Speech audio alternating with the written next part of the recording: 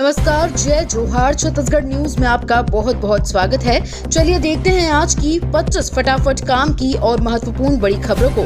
पर इससे पहले आप वीडियो को कहां से देख रही हैं, कमेंट में बताना बिल्कुल ना भूलें। देश में बढ़ा छत्तीसगढ़ का नाम, केंद्रीय मंत्री ने जमकर की तारीफ। केंद्रीय मंत्री ने जल संचयन के लिए जन भागीदारी से किए जा रहे प्रयासों की सराहना की है। उन्होंने कहा कि छत्तीसगढ़ जन संरचनाओं के निर्माण में पूरे देश में अग्रणी स्थान पर है और जल संरक्षण के क्षेत्र में राज्य के नवाचार मॉडल अन्य राज्यों के लिए अनुकरणीय हैं। छत्तीसगढ़ में अब तक 2,29,000 से अधिक जल संग्रहण संरचनाओं का निर्माण किया जा चुका है, जिससे जल संसाधनों का संवर्धन हो रहा है। छत्तीसगढ़ के हर घर में लगेंगे स्मार्ट मीटर, मोबाइल की तरह होंगे रिचार्ज, तभी आएगी बिजली। छत्तीसगढ़ के जशपुर जिले में अब बिजली उपभोक्ताओं के घरों में स्मार्ट मीटर लगाने का काम तेजी से चल रहा है। आपको बता दें कि स्मार्ट मीटर लगने से उपभोक्ताओं को अपने घरों में होने वाली बिजली की खपत की जानकारी उन्हें मोबाइल में ऐप की सहायता से या मीटर के डिस्प्ले पर रोजाना मिलेगी। इससे वे बिजली की एक्स्ट्रा खपत को रोककर वे बिजली की बचत कर सकते हैं। एआई पर पीजी कोर्स कर सकेंगे छत्तीसगढ़ के स्टूडेंट्स। पीआरएसयू में कोर्स शुरू। छत्तीसगढ़ में पहली बार आर्टिफिशियल इंटेलिजेंस यानी एआई पर पीजी डिप्लोमा कोर्स शुरू होगा। पंडित रविशंकर शुक्ल विश्वविद्यालय से इसका पाठ्यक्रम तैयार कर लिया गया है। संभावना है कि नए सत्र से इसमें प्रवेश भी दिए जाएंगे। इसी तरह रविवार में MA in tribal studies and Indian knowledge system और introduction to Indian knowledge system और इंडियन नॉलेज सिस्टम और आर्ट्स एंड सोशल साइंसेज जैसे सर्टिफिकेट कोर्स भी शुरू किए जाएंगे। इसे लेकर विवि से तैयारी की जा रही है।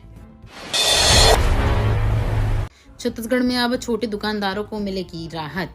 रायपुर में 3 आवारा कुत्तों ने 6 साल के बच्चे पर जानलेवा हमला किया। छत्तीसगढ़ सरकार ने छोटे दुकानदारों को राहत और कर्मचारियों के अधिकारों के संरक्षण के लिए छत्तीसगढ़ दुकान पर स्थापना अधिनियम 2017 और नियम 2021 को पूरे राज्य में लागू कर दिया है। छत्तीसगढ़ सरकार ने छोटे दुकानदारों को राहत और कर्मचारियों के अधिकारों के संरक्षण के लिए छत्तीसगढ़ दुकान एवं स्थापना अधिनियम 2017 और नियम 2021 को पूरे राज्य में लागू कर दिया है।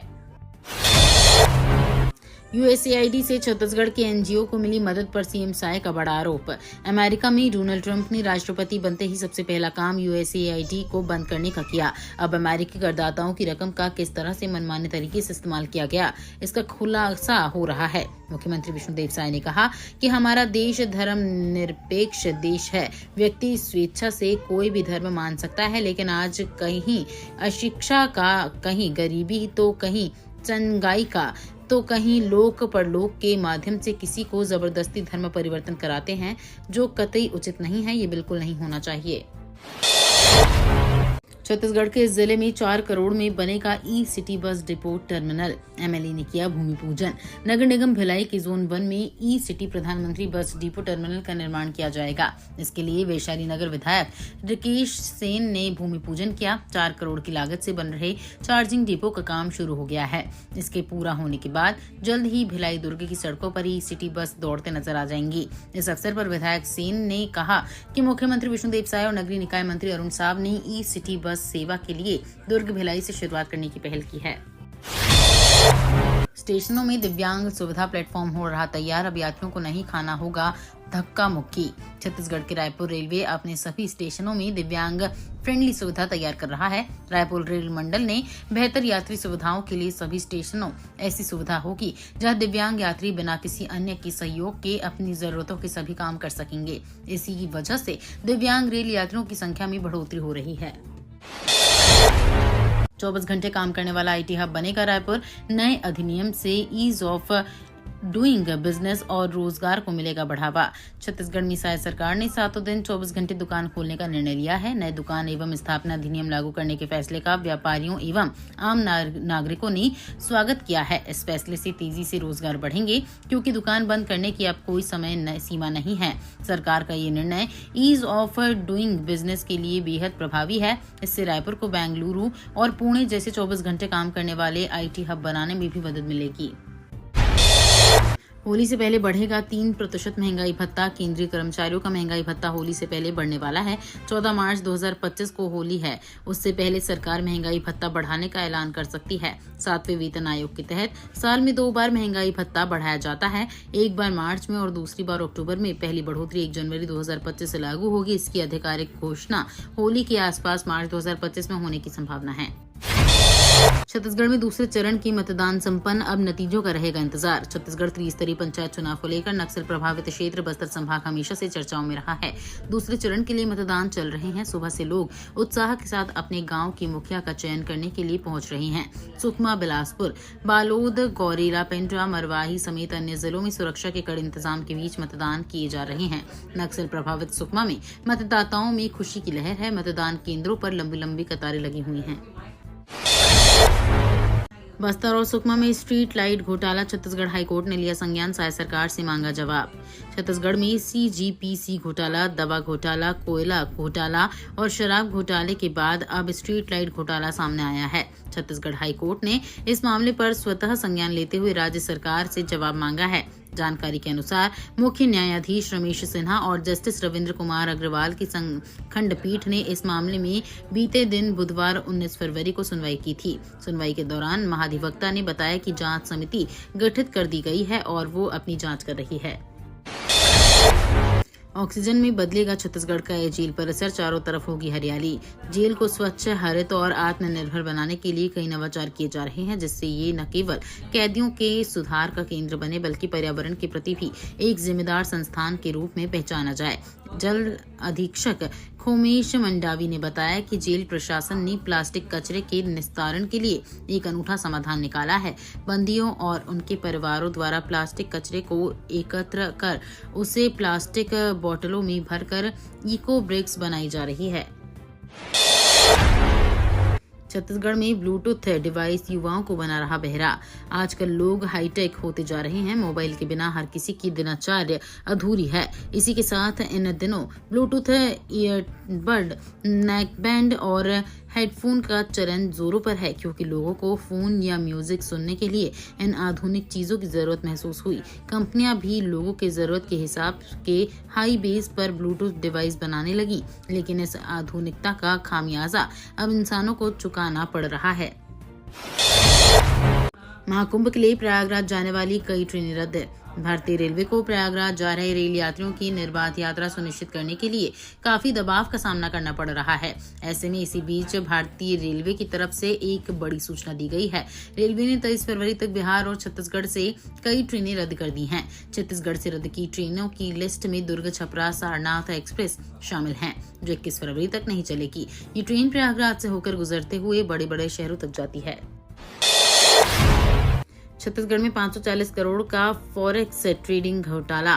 छत्तीसगढ़ में महादेव सट्टा ऐप की तर्ज पर एक और बड़े घोटाले का खुलासा हुआ है। जानकारी के मुताबिक फॉरेक्स ट्रेडिंग के नाम पर करीब 540 करोड़ रुपए की हेराफेरी की गई है। ये घोटाला मुख्य रूप से रायपुर, बिलासपुर और कांकेर में सक्रिय था, जहां निवेशकों को 20 महीने में पैसे डबल करने का लालच देकर ठगा गया। फॉरेक्स ट्रेडिंग के नाम पर एक कांकेर जिले के युवक द्वारा ये गड़बड़ी की गई। बोर्ड परीक्षा में शामिल हो पाएंगे ऐसे छात्र, छत्तीसगढ़ माध्यमिक शिक्षा मंडल में लागू की गई नई व्यवस्था। इस बार माध्यमिक शिक्षा मंडल ने एक नई व्यवस्था लागू की है, जिसके तहत अब अपात्र विद्यार्थियों को परीक्षा में शामिल होने से पहले ही रोक दिया जाएगा, क्योंकि वे अपना प्रवेश पत्र डाउनलोड ही नहीं कर पाएंगे। पहले कई बार ऐसे मामले सामने आते थे जहां अपात्र विद्यार्थी परीक्षा में शामिल हो जाते थे, लेकिन अब ये संभव नहीं होगा। अपात्र विद्यार्थियों में वे छात्र शामिल हैं जिनकी कक्षा में उपस्थिति 75% से कम है। कानूनी संस्थानों में योग्य लोगों की भर्ती होना जरूरी, समाज में मुकाम बना चुकी महिलाओं ने कहा। महिला सुरक्षा अभियान के तहत कार्यालय में महिला सुरक्षा कार्यशाला का आयोजन किया गया। इसमें समाज में अलग अलग क्षेत्र में काम कर रही महिलाएं शामिल हुईं और अपनी बात रखी। महिलाओं ने कहा कि सरकार ने नारी सशक्तिकरण को लेकर कई योजनाएं बनाई हैं और शहर से लेकर गांव तक महिलाओं को अधिकार दिए गए। 50,000 लोग डीलर, आरटीओ और बैंक की लगा रहे चक्कर। ईवी खरीदारों की सब्सिडी 1.5 साल से अटकी। छत्तीसगढ़ के रायपुर में इलेक्ट्रिक व्हीकल खरीदने वाले 50,000 लोगों को जल्द ही 102 करोड़ रुपए की सब्सिडी की राशि मिलेगी। इसके लिए परिवहन विभाग ने 120 करोड़ रुपए का प्रस्ताव राज्य सरकार को भेजा है। इसी राशि मिलते ही ईवी खरीदारों को और उनके बैंक खाते में सब्सिडी की राशि ऑनलाइन हस्तांतरित होगी। इसके लिए ईवी का चिन्हांकन कर सब्सिडी का हिसाब किया जा रहा है। 660 करोड़ के घोटाले में सीजीएमएससी की बड़ी कार्रवाई। मोक्षित के साथ 2 फर्म भी ब्लैक लिस्टेड। छत्तीसगढ़ के रायपुर में मेडिकल सर्विसेज कॉर्पोरेशन लिमिटेड ने मोक्षित कॉर्पोरेशन दुर्ग के साथ घोटाले में शामिल 2 फर्म के खिलाफ सख्त कार्रवाई की है। श्री शारदा इंडस्ट्रीज तर्रा धरसीवा व पंचकुला हरियाणा के messrs recorders and Medicare system private limited को 3 साल के लिए ब्लैक लिस्टेड कर दिया गया है। दोनों ही फर्म को 5 फरवरी 2025 से 4 फरवरी 2028 तक काली सूची में डाला गया है। मेडिकल स्टूडेंट्स के लिए बड़ी खबर। बिना थीसिस जमा किए परीक्षा दे सकेंगे एमडीएमएस के छात्र। सरकारी व निजी मेडिकल कॉलेज में एमडीएमएस कोर्स कर रहे पीजी छात्र अब बिना थीसिस जमा किए मुख्य परीक्षा में शामिल हो सकेंगे। नेशनल मेडिकल कमीशन ने पिछले साल नियमों में बदलाव किया था। ये बदलाव तत्काल लागू भी हो गया है। नियम में बदलाव का मतलब ये है कि पीजी छात्र अपनी जब परीक्षा देंगे तब उन्हें थीसिस जमा करने की जरूरत नहीं होगी। टैक्स में छूट पर लग सकती है रोक। नगरीय प्रशासन विभाग करेगा समीक्षा। निकायों में संपत्ति कर सहित अन्य करों की प्राप्ति को लेकर शासन स्तर पर समीक्षा की जा रही है। किस निकाय को कितना राजस्व मिलता है, इसे किस किस मद में खर्च की जाती है। वहीं नगरीय प्रशासन विभाग ने अब निकायों से सीमा क्षेत्र में संचालित उद्योगों से मिलने राजस्व को लेकर निकायों से डिटेल जानकारी मांगी है। निकायों को एक फॉर्मेट भेजा है जिसके अनुसार उद्योगों से मिलने वाले कर और दी जाने वाली छूट का जिक्र करना है, ताकि विभाग ये पता लगा सके कि उद्योगों को कर में छूट देने के बाद निकायों को कितना आर्थिक भार पड़ रहा है।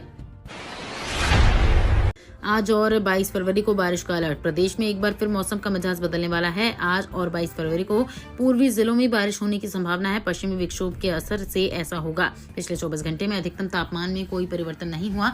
वहीं न्यूनतम तापमान 1 से 3 डिग्री तक बढ़ गया। जगदलपुर प्रदेश में सबसे ज्यादा गर्म रहा और पारा 34.6 डिग्री पर पहुंच गया, जबकि रायपुर में पारा 34.2 डिग्री पर रहा। राजधानी में डायरिया का बड़ा खतरा। पीने के पानी की टंकी में मिल रहा सीवरेज का गंदा पानी।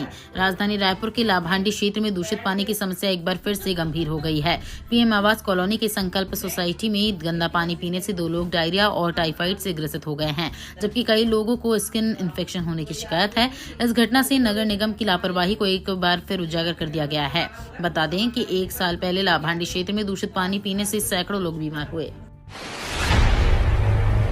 ओटीटी प्लेटफॉर्म्स को कानून का पालन करना होगा। ओटीटी प्लेटफॉर्म पर बढ़ते अश्लील कंटेंट पर लगाम कसने के लिए सरकार ने एक बड़ा कदम उठाया है। सरकार ने ओटीटी प्लेटफॉर्म को आचार संहिता का पालन करने का निर्देश दिया है।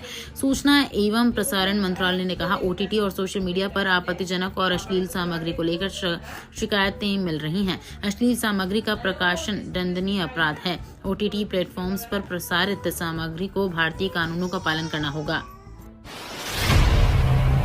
छत्तीसगढ़ में खेलों के विकास को मिलेगा नया आयाम। मुख्यमंत्री विष्णुदेव साय से नई दिल्ली में भारतीय ओलंपिक संघ के अध्यक्ष एवं राज्यसभा सांसद पीटी उषा ने सौजन्य भेंट की। इस महत्वपूर्ण मुलाकात में छत्तीसगढ़ में खेलों के विकास, युवा खिलाड़ियों के प्रशिक्षण, खेल अधोसंरचना के सुदृढ़ीकरण और ओलंपिक स्तर की प्रतिस्पर्धाओं के लिए राज्य की तैयारियों को लेकर व्यापक चर्चा हुई। मुख्यमंत्री साय ने राज्य में खेल प्रतिभाओं को राष्ट्रीय और अंतर्राष्ट्रीय स्तर पर पहचान दिलाने के लिए सरकार की प्रतिबद्धता को दोहराते हुए कहा कि छत्तीसगढ़ सरकार खिलाड़ियों के सर्वांगीण विकास के लिए निरंतर प्रयासरत है।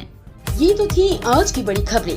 अगर आपको न्यूज़ पसंद आई हो तो वीडियो को लाइक और शेयर करना बिल्कुल ना भूलें। धन्यवाद।